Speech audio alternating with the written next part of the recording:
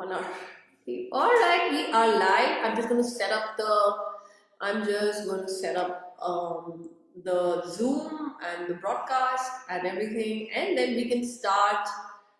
We are on the countdown towards 100. Last 7 months next are coming in. I'm just setting it up. 1 second. Just taking some time. Yes, and that's one. I'm so excited. I'm very excited for many things. A great moment just happened before this. Just what it means, this project to people with Sherist, she was here. And Sherist is very special. I'm excited. It's the 93rd mom. I did it. We did it. It's been a journey. We've seen it unfold. So many are joining in now. I'm getting bombarded by messages every single day of stories after stories, and it's becoming a big hub of mom stories. And I have plans, but we'll reveal that after the 100th mom. 100th mom on 3rd of February, 8 a.m. Indian Standard Time. I turn 40, and that day is the day I'm announcing the 100th mom. We're going to climb the first peak. Welcome, Sherist. I'm excited, and I'm very excited to have you on to unfold this story, to welcome you to the book. And I always say this, I've been saying it for 93, 92, and now the 93rd time, that mums who live their story tell their story the best. So let's go ahead and introduce Sherist. And Sherist, please go ahead and introduce yourself and your journey till here, and we'll go ahead talking to you about you being a mom and further conversations. Welcome to the book, Sherist. Thank you. Thank you so much for putting it together. And luckily, I have had the pleasure of sharing space with you in the Abundance Mastermind we're doing. So it's so incredible that I get a little bit of the back end of it, right? I get to hear all the excitement and all that stuff. So thank you for inviting me. It's an honor, and very, very excited to be here. So yes, my name is Sherist Rodriguez. I am from Puerto Rican family, so I am Latina, even though most people think that I'm not. And gosh, I was born in New York, in the Bronx. A lot of people don't know that about me. And my family moved to Arizona when I was about 11 or 12. And so I went from East Coast to West Coast, and have moved around a little bit since then. But right now, in my journey, where I am right now in my stage, is really, I'm on a mission. I have had this dream in my heart and soul for so many years, and it stems from experiences, my own experiences as a child. And as a child, I did grow up in poverty. In one of the stories I like to tell, because it really shapes a lot of who I am and what I do, is I used to be very embarrassed about having to stand in those food lines where we would be with a bunch of other families waiting to get cheese and milk and whatever the government gave. And I vowed at that moment, in shame and in whatever all the other feelings I had, but is that I would not do that, that I wanted to change that not only that, but I knew what it was like to be hungry. And so when I started off my philanthropy part, I really focused on doing a lot of outreach for the homeless and for the hungry. And I had this thing in me, like, no one should ever have to beg for food, but yet going and taking food to people, it felt so uncomfortable at the same time as how loving and wonderful it was. But right now, I'm just wanting to unravel. I'm wanting to share my story. I'm wanting to help people overcome the things that are holding them back. I myself felt like I was in my own prison up here, but I allowed, now that I know, my childhood traumas to pave the way of my future. I really, without being aware of it. And when I became aware that my words, my actions, the way I move forward in life, my thoughts, my belief systems were all stemmed from my childhood, that really changed my life. And so bringing that awareness to people, I have a nonprofit and I have a business also that helps women become entrepreneurs, scale their businesses, but more so at the core of my passion is to help people understand how much our childhood trauma affects us in our adult life, in our relationships, the way we speak with people, the way we raise our kids. So trigger alert, just in case anyone here, but I come from a family of domestic violence, And my mom endured horrific things, and obviously witnessed a lot of those. And there wasn't a lot of support for this domestic violence still, but even then was something you didn't talk about, right? It's still very, there's so much shame behind it. It's ridiculous.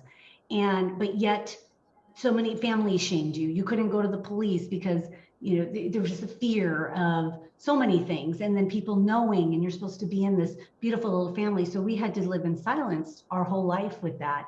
And unfortunately, when I was 15 years old on my 15th birthday, my mother ended up shooting and killing my father in self-defense. And so that, I talk about that sometimes, and that not being the worst thing that happened, because the events that happened after that triggered so many other things. We we didn't, well, maybe my mother didn't know that there was support out there, but we didn't get the support we needed. She didn't get the support she needed, and she struggled with what she did. And so that spiraled on to her abandoning me with my brothers and sisters, and just a whole life of trying to figure things out, right? And I ended up, I'll tell you, what an experience. I've been homeless. I developed a drug addiction, alcohol problem, all before the age of 18. It's incredible these things can happen. But the thing that saved me was getting pregnant at the age of 18. And so that's why when I found out I was pregnant, that even though other things had happened to get me to a point where I was cleaning up, I was getting my life in order. But the moment, I'm going to talk about how my kids saved my life, and I get teary eyed when I do that. But I knew that at those moments I had to make changes. I had to start a journey of breaking some of these patterns, my own patterns, my own beliefs. I had a human being to raise, and I felt like even though I was a child too at 18, really, I mean, I look back now and I know I had no idea what I was doing as a parent that young, but I realized that if it wasn't for my son, my firstborn, at the time, right? I have two boys. By the way, one is 29 years old and the other's 27 years old. So I have big boys. And but I realized I know the path I was going on, and I truly don't believe that I would be here today had I not got pregnant at that age. And so I'm so like they are my life. They're everything for me. Everything I do, and even now, the awareness I want to do in breaking these cycles of generational trauma. I myself, unaware and unknowing, caused trauma on my children, even though I did everything to not repeat the cycles, to not do this, not that. In the meantime, when you're working so hard to not be what your parents were, to not live a certain way, we are still causing trauma, unfortunately. So it's part of my mission to make sure that every woman has heard, every woman is seen, that no one is silenced. I just started speaking about my story last year. I'm 48 years old, and I barely told the secret that I held my whole life about how my father died and the domestic violence and all that. So now I do it and I share this story, because if it gets to somebody's ears, if it empowers someone to know that they can overcome anything, that we can, gosh, we're these incredible human beings, that we can change our belief systems, we can change the way we think, the way we our relationships. It's just incredible. So I'll leave it there because I could talk forever on this. I was one of that typing was that I was just telling Debbie to just go to the mums group and just tag this interview live, because you deserve all the support in the comments right now and all the love, Sherist. And what I was just telling Debbie, just put it right now, let people come in and join in to see this live, but I will make sure this is seen as a replay, because I don't have words for what you just said. And just so incredible. And for this book, when you say that your child saved you, it should be like heard very out loud, like Mm, what a child can do when yeah. it enters your life.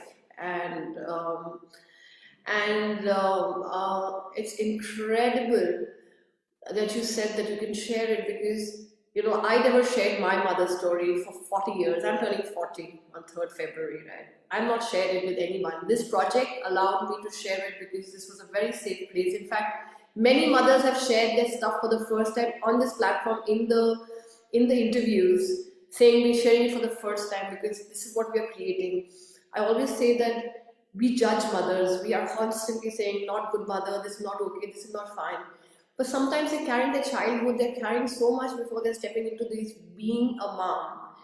And just like you, I got a permission from all the love that I received here, talking about my mother. And I talk about it because I want more and more mothers and more people to know that we can share our stories to inspire. And this book has 100 stories to inspire that mom who sits there and says she can't do it. So we have people, oh, Rena's, uh, Brenda, did you have your baby? She was on the way of having a baby anytime. So I don't know when the baby came or not. She's one of the moms in the book. Second one was on the way, and she's here to joining us. So amazing. We'll find out in the comments. Um, and now your mission, Sherist, is to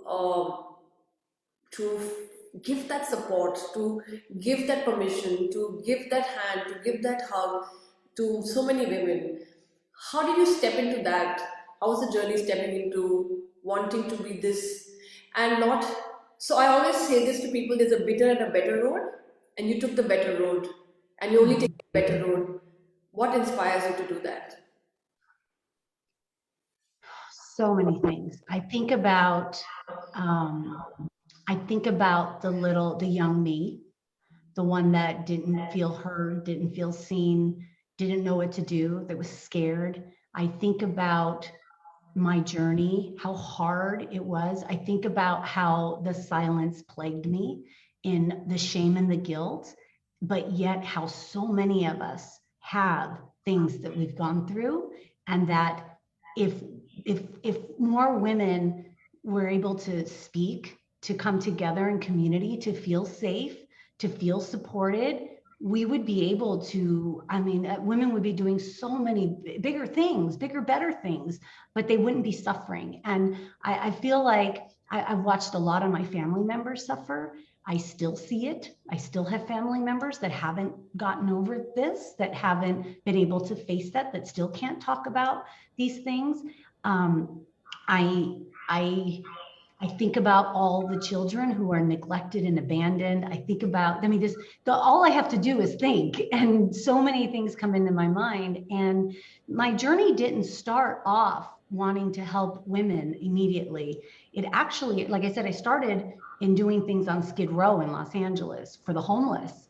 I felt connected with them. And I also felt like they were a group of people that were so misunderstood, because I knew I was one drug time, one drink, one anytime away from being on those streets too.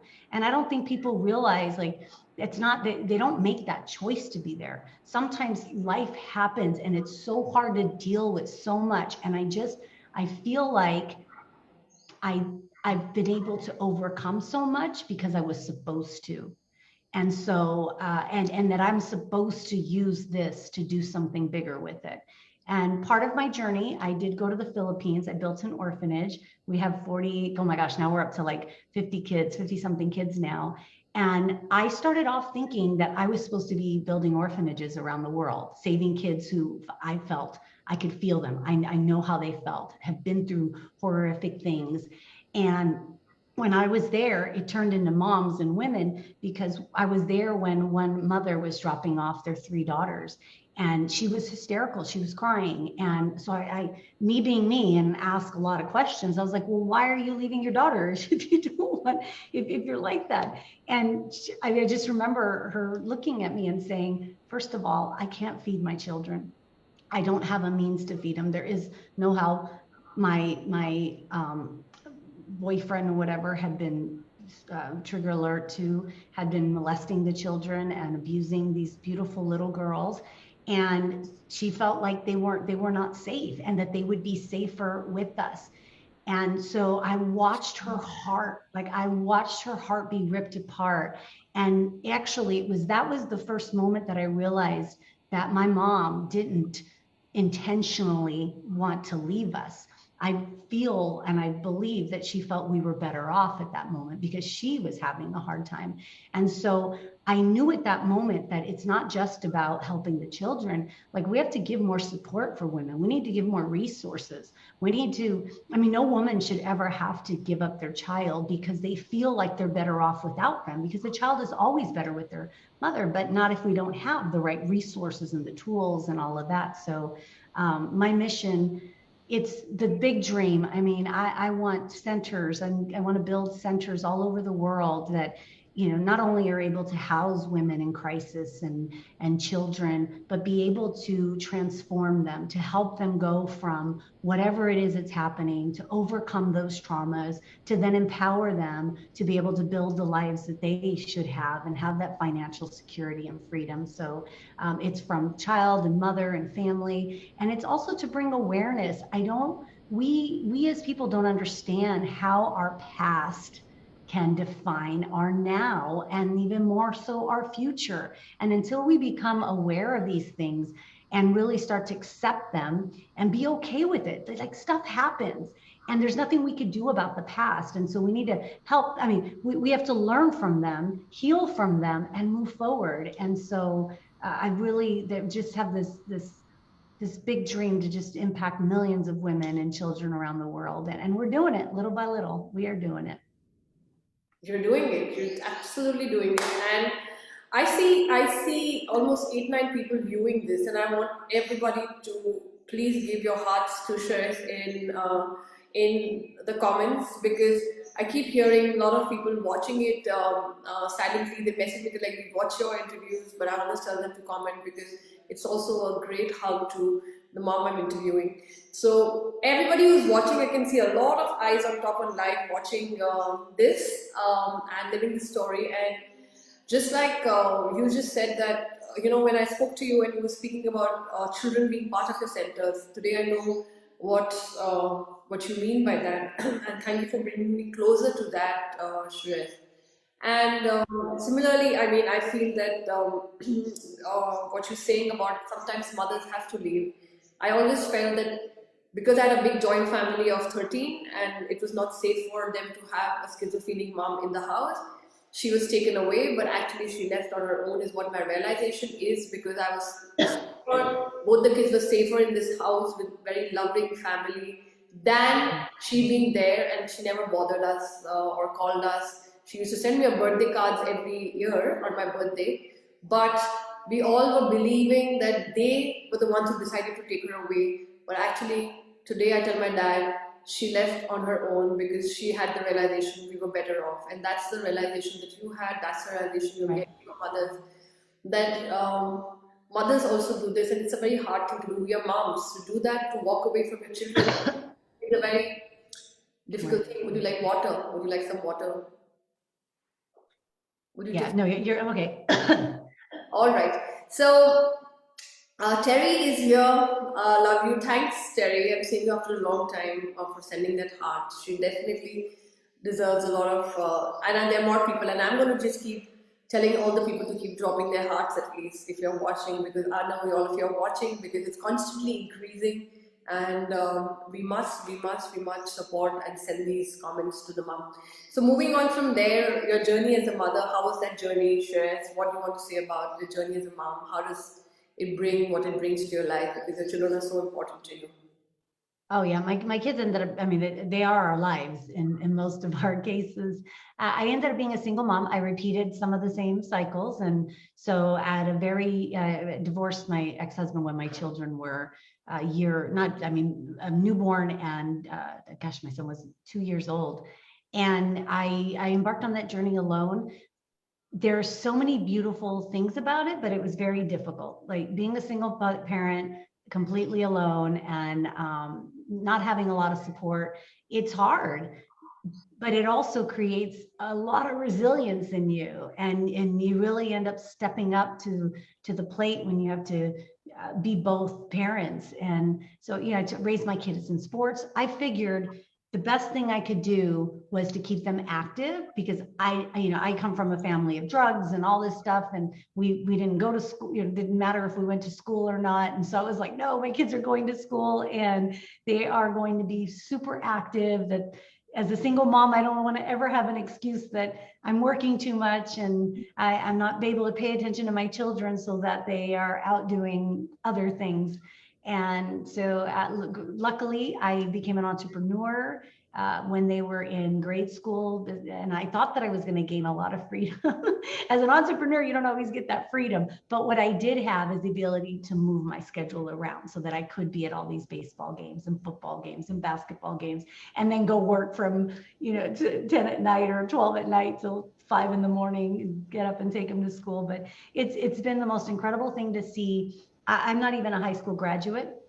And my son, my 29-year-old, not only did he graduate from college, he's the first in all of our generations to go to college, but he went to UCLA. Like that, I couldn't even imagine anything, one of the biggest universities in all of the country and the world. And so I'm super proud. My other son ended up being an entrepreneur. He's traveling the world right now. He's in Mexico somewhere right now. And he goes to Asia and he goes everywhere. So, the thing is out there, especially if you're a young mother, our kids are watching us all the time. Like, lead by example. Even if you don't think, like, I beat myself up for thinking that I wasn't a good mom, that I did all these things, but at the end of the day, the reward is when they become successful. And so just, my message to you would be is just be the best you can be, and be that mom that puts it all in there, and you'll see your kids are watching you, and lead by example, because they will. So my That's kids are great. beautiful. Anyway, Therese is here joining us. Therese, you have to see the replays. I think Malini's been watching it. I mean, you're getting more and more views. We sent the message across.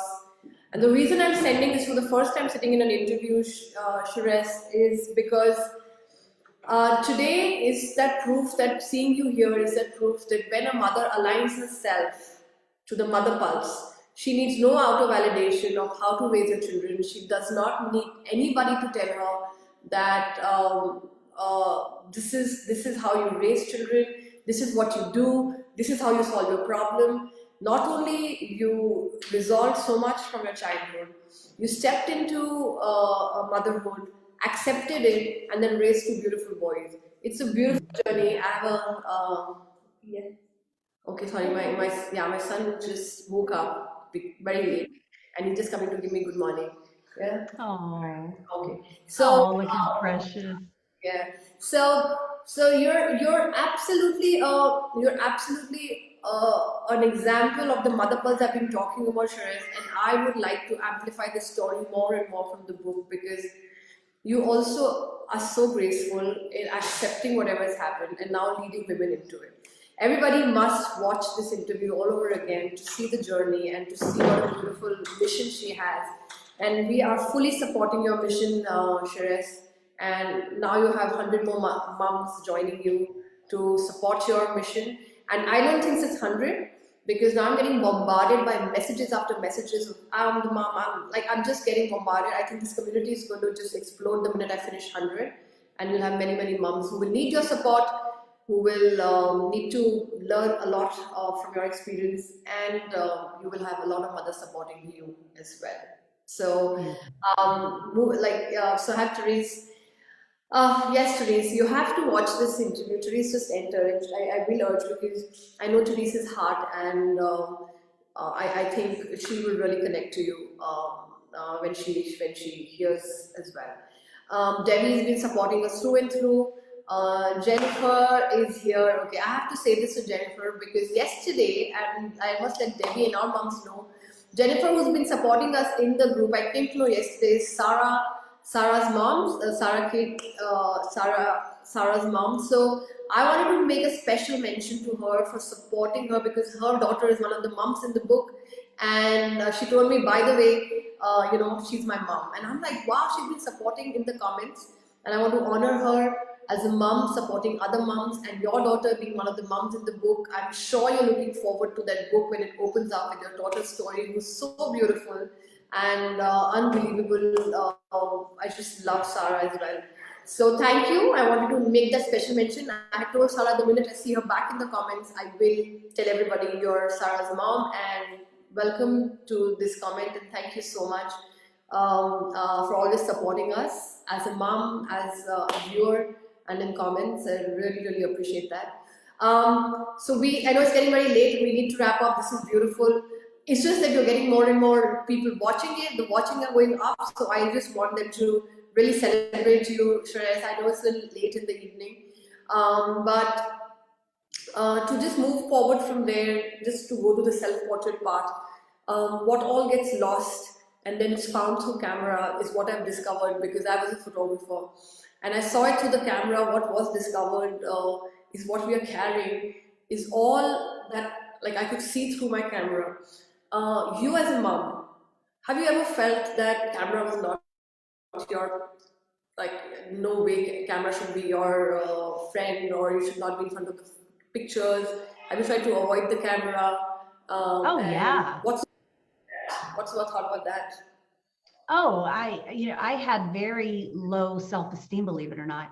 I looked to everyone that I was so confident, but I was operating from a sense of resiliency, from reaction, that I struggled with deep down inner love. Like, I didn't know what it was like to really love yourself. I was clueless. And so when you talk about getting in front of the camera, and that fear, I didn't feel pretty. I didn't think I was pretty ever, even though people would tell me all the time. I would just say, oh, they just say that because they're being nice, or because they know what happened to me when I was younger, or what, whatever happened. And so I did have those a lot of problems with it.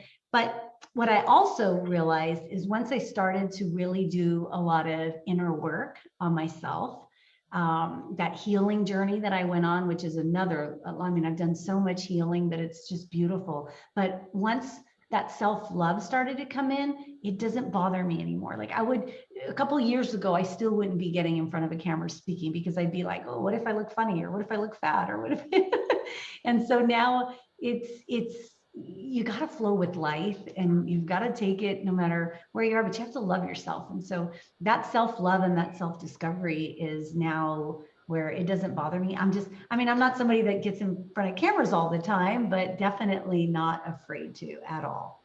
Like, I am who I am, take Yeah, me as I am, and that's all to it. yeah, and through the self-portrait movement, and you will have to do a self-portrait to step into this book, because that whole journey of telling your story, it's not about just putting your face in the picture. It's the story that you're going to take, the journey you're going to take through telling self-portrait and telling your story through pictures. That's going to be a journey as a gift to these 100 moms as well. But I just want everybody to know why self-portrait again and again, because it is not about taking your photos more frequently. It's about the person who's taking the photo and what she feels like when she faces the camera. It's about solving that person, because the minute you solve that person, no matter what's facing you, you just show up in your essence, you show up in your power, you show up so free. And I always say this, that I see a lot of people done a lot of inner work, and they drop their trauma, they drop their everything, but they still carry themselves. And when they come forward and show themselves in the world, the way they show up, they're still carrying what they're carrying about themselves, and that needs to be dropped. And this tool of self-portrait can really help you drop that straight away, with a little work, and you just suddenly feel very light. So I'm getting very excited, because I just see the views increasing. So I just want viewers who are joining to get more of this. But they will see a replay, and it's late in the night for you, and you had a very long day. So we will end the interview by asking you, what is your dream, Sherist? What's your dream?